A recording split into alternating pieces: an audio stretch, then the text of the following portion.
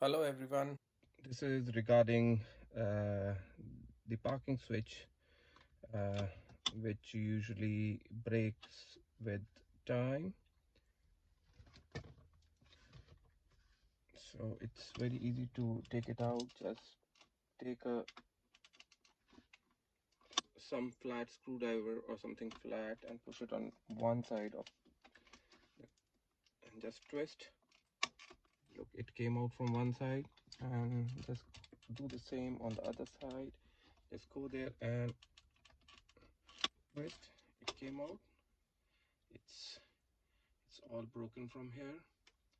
So I have a new one to put in.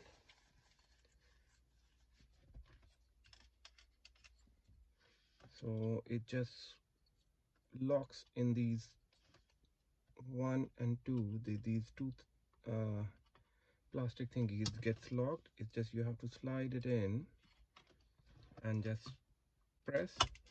It's done. It's like new now. So that, I hope it helps.